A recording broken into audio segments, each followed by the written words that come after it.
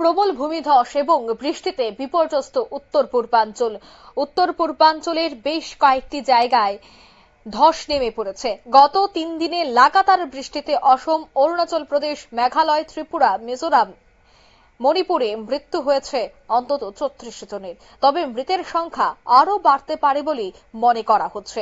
উত্তর পূর্বাঞ্চলে ভারত জুড়ে উত্তর পূর্ব ভারত জুড়ে ভারী বৃষ্টিপাতের পূর্বাভাস দিচ্ছে মৌসুম ভবন।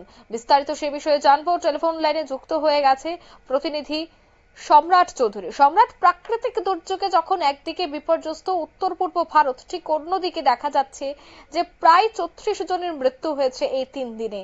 অন্যদিকে মৌসুম ভবন জানাচ্ছে যে গোটা উত্তর পূর্বাঞ্চল জুড়েই বৃষ্টির অশনি সংকেত থাকছে। সেক্ষেত্রে কি মৃত্যুর সংখ্যা আরো বাড়তে পারে, কি জানতে পারছো?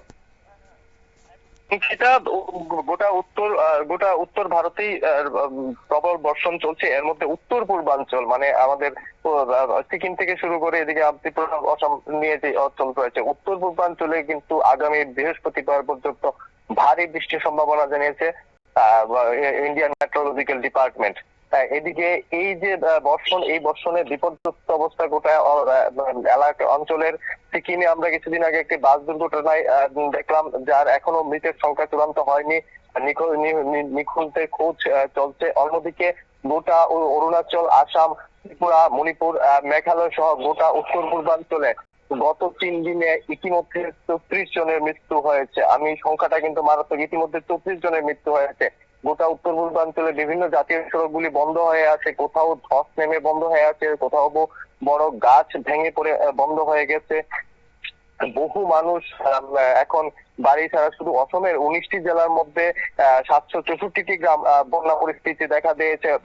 শুধু অসমের মধ্যে 10 জনের মৃত্যু হয়েছে। বিভিন্ন জেলায় প্রায় লক্ষাধিক লোক কিন্তু শরণার্থী শিবিরে গিয়ে আশ্রয় নিয়েছেন, ত্রাণ শিবিরে গিয়ে আশ্রয় নিয়েছেন। অসম সরকারের পক্ষে জানানো হয়েছে যে মোট 155টি ত্রাণ শিবির খুলতে হয়েছে শুধু অসমে। এদিকে মণিপুরেও ভারী বৃষ্টিতে ক্ষয়ক্ষতির পরিমাণ মারাত্মক।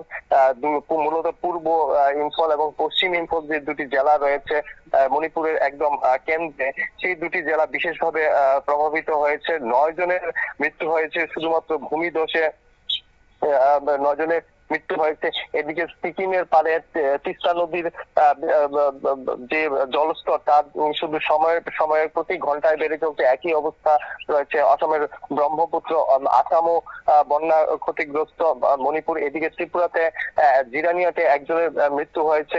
রাজ্যেও বেশ কিছু শরণার্থী শিবির খুলতে হয়েছে, যেখানে কয়েক হাজার লোক বর্তমানে অবস্থান করছেন। রাজ্যের বিভিন্ন নদীগুলি, বিশেষ করে হাওড়া নদী কিন্তু যে বিপদসীমার যে রয়েছে তার প্রায় কাছাকাছি কিন্তু চলে আসে। আমাদের হাওড়া নদীর বিপদসীমা যেখানে 11 মিটার, সেখানে আজ সকাল পর্যন্ত কিন্তু সেই পরিমাণ ছিল 10 মিটার। জলের যে উচ্চতা ছিল সেটা ছিল 10.35 মিটার পর্যন্ত ছিল। যদিও এখন সকাল থেকে বৃষ্টি না থাকাতে এখন আর জলের পরিমাণ বাড়ার তেমন একটা সম্ভাবনা নেই। সব মিলিয়ে যে বর্তমান পরিস্থিতি, এই বর্ষা মৌসুমের শুরুতে একদিকে এই বছর কিন্তু এমনিতে 10 দিন আগে বর্ষা চলে এসেছে নিয়ম মেনে। গতকাল থেকে বর্ষা মানে 1 জুন গতকাল থেকে বর্ষা ভারত আসার কথা, সে জায়গায় 10 দিন আগেই বর্ষা শুরু হয়েছে।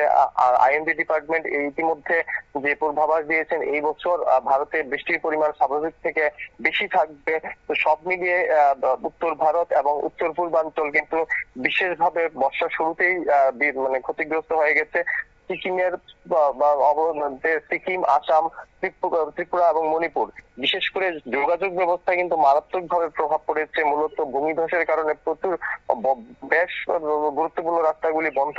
তো সব মিলিয়ে উত্তর পূর্বাঞ্চলের পরিস্থিতি খুবই জটিল।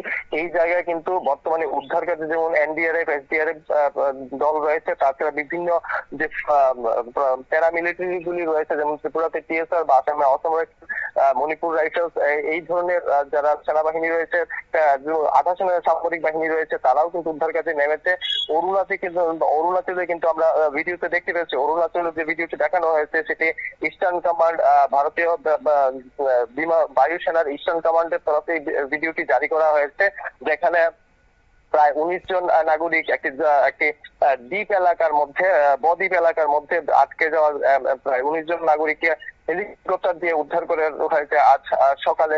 তো সব মিলিয়ে উদ্ধার কাজে কিন্তু এখন সেনাবাহিনীকে সতর্ক করে দেওয়া হয়েছে। সেনাবাহিনী ইতিমধ্যে প্রয়োজন অনুযায়ী তাদের সাহায্যের হাত বাড়িয়ে দিয়েছেন। সব মিলিয়ে উত্তর পূর্বাঞ্চল কিন্তু বর্ষার শুরুতে মারাত্মক রকম ভাবে বিধ্বস্ত। অঙ্কিতা, একদমই ধন্যবাদ। অর্থাৎ উত্তর পূর্বাঞ্চলের বেশ কয়েকটি জায়গার ছবি আমরা গতকাল থেকে আপনাদের তুলে ধরছি, তবে উত্তর পূর্বাঞ্চলের এই মুহূর্তে যে ছবি রয়েছে তা কিন্তু যথেষ্ট ভয়াবহ, কারণ গোটা উত্তর পূর্বাঞ্চলের পাহাড়ি এলাকায় কিন্তু বৃষ্টির জন্য সতর্কবার্তা জারি করা হয়েছে, রেড অ্যালার্ট দিয়ে দেওয়া হয়েছে বেশ কয়েকটি জায়গায়। ত্রিপুরার ক্ষেত্রেও থাকছে ঠিক একই ছবি। বিভিন্ন জায়গা থেকে দেখা যাচ্ছে যে উত্তর পূর্বে অর্থাৎ সিকিমে কখনো দেখা যাচ্ছে ধস, আবার আসামে দেখা যাচ্ছে বন্যা পরিস্থিতি। ঠিক এইভাবেই কিন্তু উত্তর পূর্বাঞ্চলের ছবি বারবার ফুটে উঠছে, কারণ ভারী বৃষ্টিতে বিপর্যস্ত উত্তর পূর্বের অসম, মণিপুর, মিজোরাম, ত্রিপুরা, মেঘালয়, মণিপুরের রাজধানী ইম্ফল কার্যত জলের তলায় একাধিক এলাকা। জারি করা হয়েছে বন্যার সতর্কতা এবং স্থানীয় প্রশাসনের তরফ থেকে ইতিমধ্যে সেখানে শুরু হয়ে গেছে উদ্ধার কাজ।